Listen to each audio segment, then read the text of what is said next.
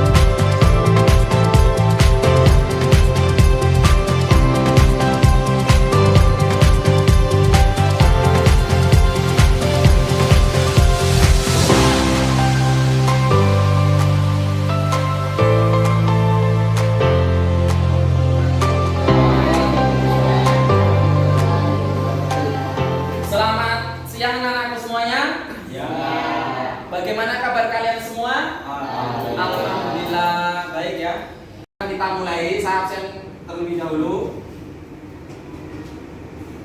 Andi Nafla, Septa, Lil, Galang, Nihil ya ini ya. Kita berdoa bersama. Semoga ilmu yang kalian dapatkan nanti membawa suatu kemaslahatan untuk umat. Minim untuk diri sendiri. Silakan Mas Septa untuk memimpin doa.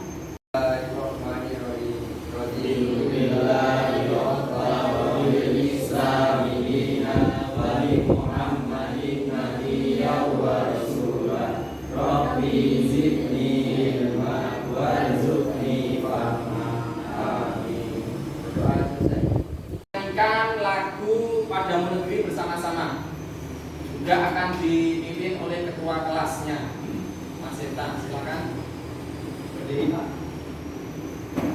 Teman-teman mohon berdiri.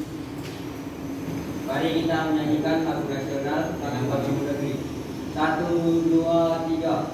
Padamu negeri kami berbakti, padamu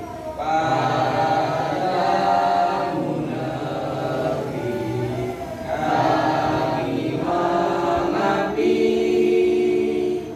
bagimu negeri jiwa raga kami. Berkaitan dengan materi minggu yang lalu yang telah kita pelajari tentang apa itu? Ada yang masih ingat? Ya, Pak. Oh ya, silakan Mas Gana. Pelajaran minggu lalu tentang akhlak kepada orang tua. Dalam syariat Islam, taat kepada orang tua itu wajib hukumnya. Karena sebagai anak kita tidak boleh durhaka kepada orang tua selagi orang tua kita tidak mengajak kepada maksiat atau dosa. Dan kita harus senantiasa taat kepada orang tua karena sudah banyak jasa pengorbanan. Oh, saya ingat ya, silakan. Materi yang berjudul khutbah, dakwah dan tabligh ya.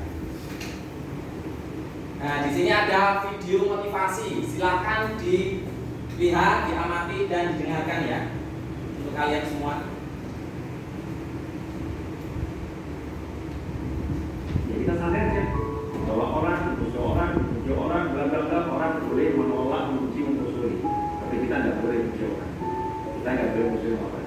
Dan tugas kita adalah berbuat baik kepada siapapun. Orang boleh mukanya nyalamin sama kita, tapi kita tetap tenang santai saja. Tetap kita berikan hal yang terbaik yang bisa kita berikan. Masa kita kalah sama tanah dipacul, dia dicampur, diinggis, dilukai, yang dia keluarkan tanaman-tanaman yang luar biasa. Semakin lukai dalam yang dia keluarkan air yang jernih, itu tanah bumi. Maka kita menjadi manusia yang bisa menjadi seperti bumi. Walau dilukai, dia memberikan yang terbaik untuk umat manusia. Walaupun hatimu dikoyak-koyak, berikan cinta kepada sesama. Teringat dengan kata-kata hikmahnya. Jadilah engkau seperti pohon yang di pinggir jalan. Orang melimpari dengan batu, dijatuhkan buah. Jadinya balaslah suatu kejahatan yang dilakukan orang lain dengan suatu kebaikan. Ini berkaitan dengan masalah yang akan kita sampaikan nanti ya. Tepuk semangat ya. Yo, silakan semuanya berdiri. Breaking dulu. Untuk tepuk semangat. Yo, sama-sama kita ya. Oke, 1, 2, 3. Tepuk semangat. Semangat.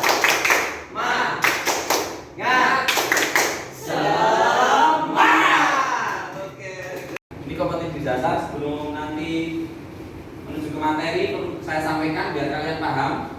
Di sini ada beberapa kompetensi dasar menerapkan ketentuan khutbah, tabligh dan dakwah di masyarakat sesuai dengan syariat Islam, menjaga kebersamaan dengan orang lain dengan saling menasihati melalui khutbah, tabligh dan dakwah, menganalisis pelaksanaan khutbah, tabligh dan dakwah, menyajikan ketentuan khutbah, tabligh dan dakwah. Nah, di sini ada indikator pencapaian kompetensi, ada beberapa yang perlu kalian perhatikan. Terus di sini ada tujuan pembelajaran. Ya, tujuan pembelajaran. Tujuan pembelajaran nanti endingnya itu kalian membuat apa itu? Membuat khutbah Jumat ya, secara berkelompok dari apa? pembukaan, isi sampai penutup. Oke, kita lanjutkan kembali. Mohon anak-anak untuk mengamati dan mencermati. Ya. Gambar pertama, gambar kedua, dan gambar ketiga. Ya. Apa yang bisa kalian jelaskan berkaitan dengan gambar di depan? Oke, silakan Mbak Fatma. Untuk gambar pertama itu menunjukkan tentang tawuran, yang kedua pembacaan, yang ketiga pesan miras. Dari penjelasan semua gambar tersebut berisi tentang penyimpangan atau tentang perbuatan dosa yang seharusnya tidak kita lakukan atau kita jauhi. Oke, orang yang melakukan suatu penyimpangan ini, nah ini berkaitan dengan dakwah dan taklim yang akan kita pelajari hari ini. Oke ya, silakan. Disimak video materi tentang khutbah, dakwah dan taklim pada hari ini. Silakan.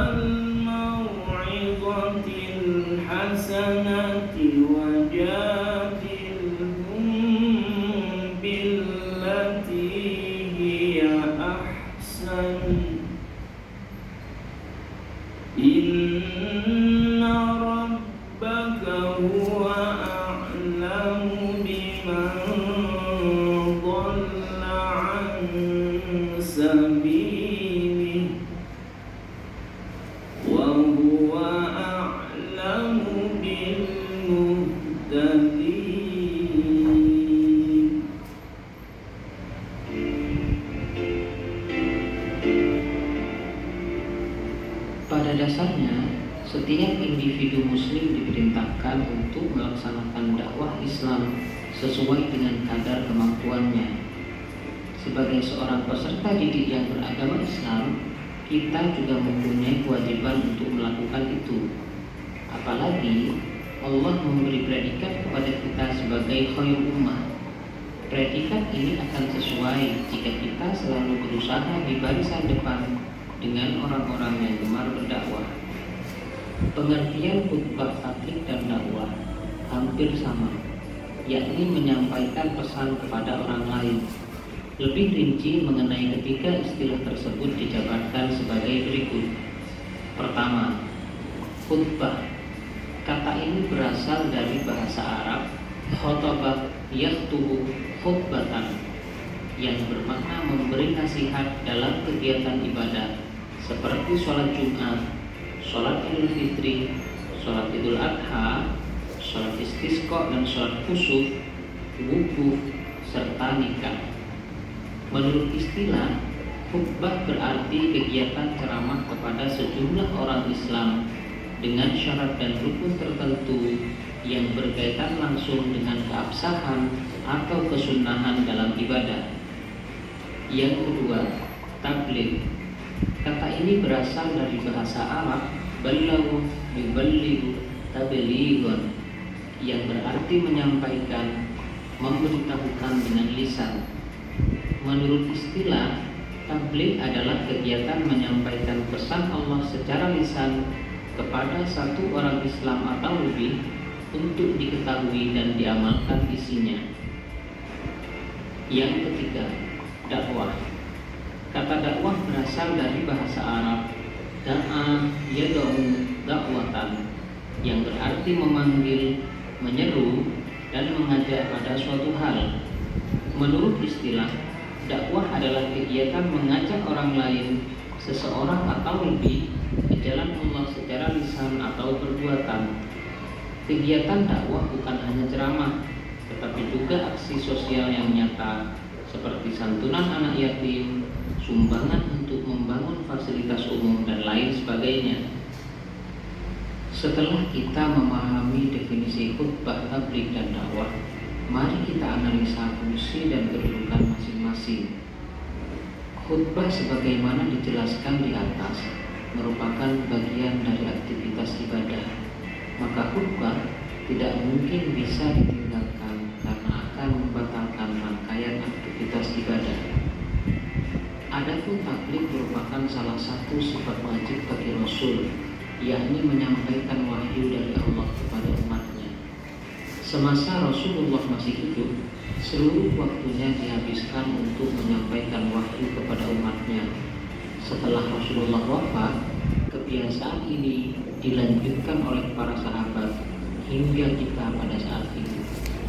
Sedangkan dakwah merupakan salah satu kewajiban umat Islam.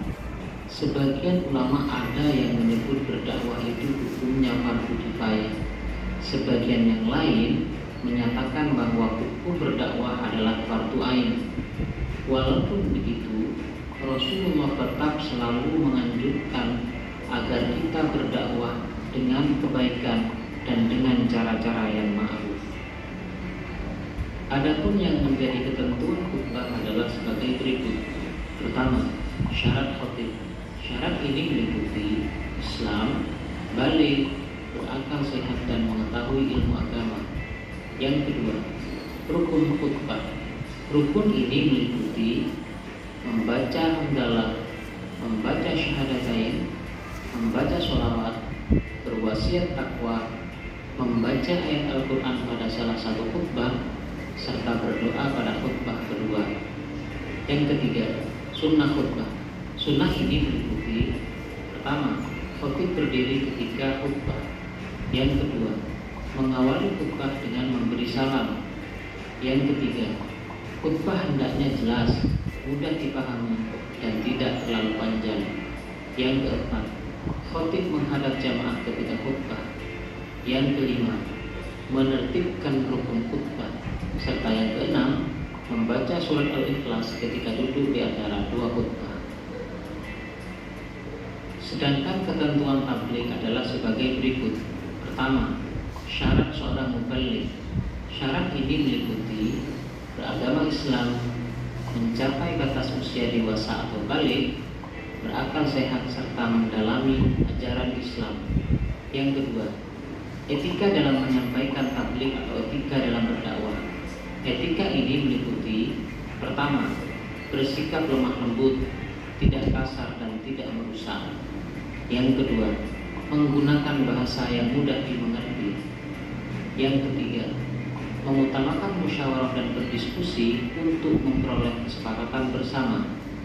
Yang keempat, materi dakwah yang disampaikan harus mempunyai dasar hukum yang kuat dan jelas.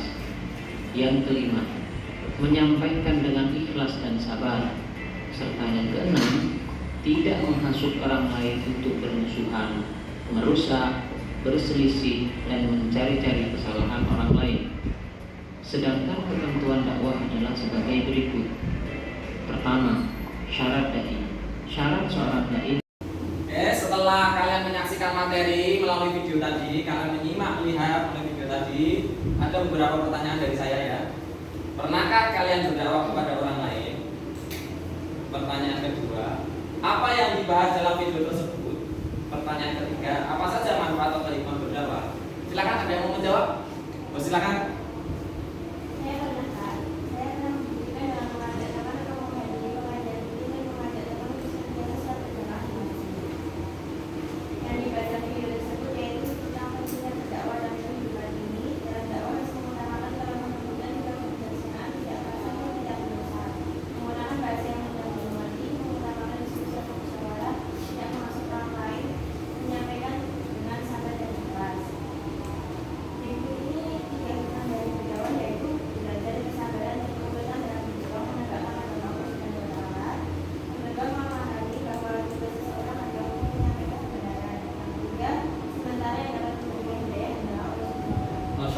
Plus dulu ya. Ini tugas kelompok kalian ini nanti ya harus kalian kerjakan. Sebelum kalian mengerjakan tugas membuat khutbah Jumat, kalian memperhatikan dulu bagaimana petunjuk atau tata cara membuat khutbah Jumat ya. ya. Ini nanti silakan disaksikan videonya ya. Saya tampilkan dulu, silakan disaksikan. Assalamualaikum warahmatullahi wabarakatuh. Sehat dan selalu berada dalam Allah Subhanahu wa Ta'ala. Amin ya rabbal alamin. Sahabat sambung yang dirahmati Allah, dalam kesempatan kali ini saya akan kembali mencoba untuk sharing tentang tata cara melakukan khutbah Jumat ini, maka akan membuat khutbah itu sah atau tidak sah. Keduanya dipisahkan dengan duduk di antara dua khutbah. Selain itu, yang juga perlu diperhatikan adalah Khutbah Jumat yang perlu kalian perhatikan ini nanti ya sebelum kalian mengerjakan secara berkelompok. Tugas membuat khutbah Jumat harus saya bagi menjadi dua kelompok ya. Yang pertama, waktu penyusunan khutbah Jumat selama 60 menit. Jadinya kalian mempunyai waktu hanya 60 menit dalam penyusunan khutbah Jumat. Temanya bebas. Kalian tinggal pilih apapun. Ya, itu bebas. Tidak ditentukan harus ini, harus itu, enggak. Terus waktunya 30 menit itu untuk kalian menentukan tema dan juga menyelesaikan dalam penyusunan pembukaan, isi sampai penutupan. 30 menit menyelesaikan sampai tahap akhir ya. Sampai tahap isi khutbah sampai penutupan ya. Hasil khutbah Jumat wajib disampaikan atau dipresentasikan di depan kelas. Nanti perwakilan yang salah satu saja nanti menyampaikan hasil dari penyusunan khutbah Jumat kalian ya.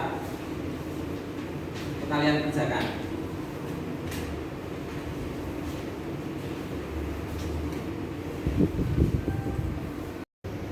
Jadi ini enaknya kita mau tema apa?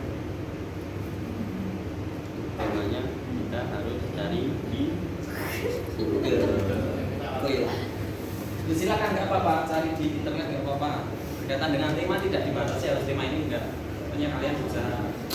Yang penting penyusunannya benar ya dalam penyusunan khutbah Jumat. Oh, sudah menentukan tema ya. Waktu diperhatikan ya, hanya cuma 60 menit saja.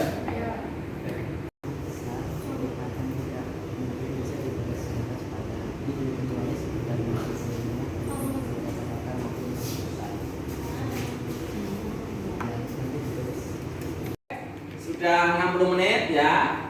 Nanti hasil dari kelompok 1 dan 2 nanti menyampaikan perwakilan saja ya dari khutbah Jumat yang sudah kalian susun ya.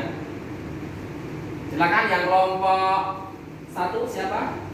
Oke, Alfa silakan masuk ke depan untuk menyampaikan khutbah Jumat. Assalamualaikum warahmatullahi wabarakatuh. Marilah kita panjatkan puja dan puji kehadirat Allah yang Maha Esa. Semoga kita senantiasa dilindungi dari bencana, malapetaka dan lain sebagainya. Selawat dan salam marilah kita limpahkan kepada Nabi kita Nabi Muhammad sallallahu alaihi wasallam. Ingatkan iman dan takwa kita kepada Allah. Yang menyampaikan berkaitan dengan khutbah Jumat tadi Tentang makna di balik musibah kebencanaan. Masya Allah. Kita beri dulu. Silakan kembali ke tempat duduk. Waalaikumsalam warahmatullahi wabarakatuh. Semua itu merupakan nikmat besar, nikmat yang tidak mungkin bisa dibalas-balas padan, kecuali sekadar mensyukurinya, baik melalui kata-kata maupun perbuatan. Lewat tindakan akan tercermin dari kualitas perbuatan, apakah si baik bermanfaat atau sebaliknya. Barakallahu li wa lakum bil Qur'anil azim wa nafa'ani wa iyyakum bil ayati wal Temanya apa tadi? malapetaka itu bernama lisan. Masya Allah, malah petaka itu bernama lisan temanya ya, Masya Allah. Kita beri aplaus dulu. Silakan kembali ke tempat duduk. Selanjutnya, di sini ada lembar kerja individu ya, dikerjakan sendiri-sendiri KPB ya. Saya kirim linknya di grup WA dulu ya.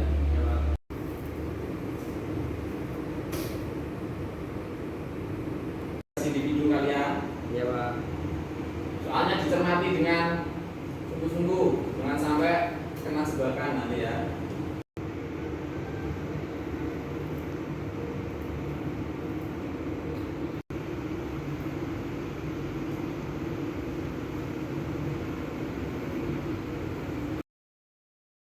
KPD interaktif ya. Silakan diperhatikan nilai kalian. Nah, masya Allah. Ya. Perhatikan ya ini. Nah, ada yang nilainya 80 sampai 100, masya Allah ya, 100. Dalam Saktiawan 100 nilainya. Nah, kita beri terus dulu. Nah, rata-rata sudah memenuhi KKM semua ya. 100% ya, ini di sini lah. Ini tabelnya di sini. Poinnya mediannya ya, rata-rata 7,5. Melebihi dari KKM. Berarti kalian sudah mengerti dan paham akan materi yang sudah saya sampaikan. Oke. Berapa untuk semuanya? Masuk ke pembahasan soal. Di sini ya, tadi ada soal ya. Yang kalian kerjakan di lembar kerja peserta didik interaktif.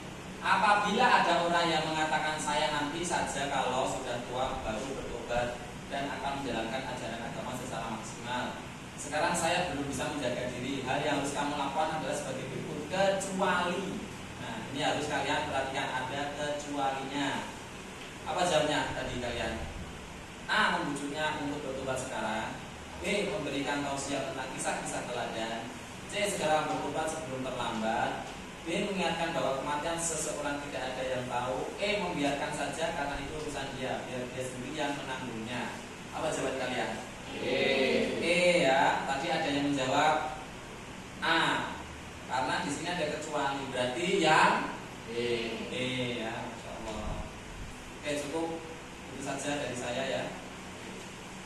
Masuk yang terakhir, kesimpulan. Nah, dari pembelajaran awal sampai akhir tadi yang saya sampaikan, yang terakhir berkaitan dengan kesimpulan. Siapa yang mau menyimpulkan dengan kerelaan hati saja, tidak saya paksa. Siapa yang mau menyimpulkan? Nah, silakan Mas Sita. Kesimpulannya yaitu dakwah dimanapun kita berada dalam berdakwah harus mengutamakan kelemah lembutan, juga kebijaksanaan, tidak kasar dan tidak merusak. Menggunakan bahasa orang lain, menyampaikan dengan sabar dan ikhlas. Kita harus memahami bahwa tugas seseorang Disampaikan oleh Mas Sita yang luar biasa sekali ya, kesimpulannya baik ya, bagus sekali. Jadinya saya hanya menambahi bahwa kewajiban dakwah itu fardu ain hukumnya bagi setiap orang Islam, tidak memandang kalian itu tidak hanya dibebankan oleh ulama, kiai, ustaz, tapi semuanya wajib menyampaikan risalah Islam atau berdakwah sebagaimana sabda Rasulullah, balighu anni walau ayat, sampaikan walaupun hanya satu ayat ya. Sampaikan kebenaran walaupun hanya satu ayat. Kewajiban kita itu menyampaikan berkaitan dengan dia mau sadar mengikuti kebenaran yang kita sampaikan atau enggak, itu hak prerogatif Allah. Yang pelajaran untuk hari ini, insya Allah kalau Allah masih berkenan mengizinkan, kita akan bertemu di minggu yang akan datang. Ya, kita akhiri pembelajaran pada siang hari ini dengan bacaan kafaratul majelis. Subhanallah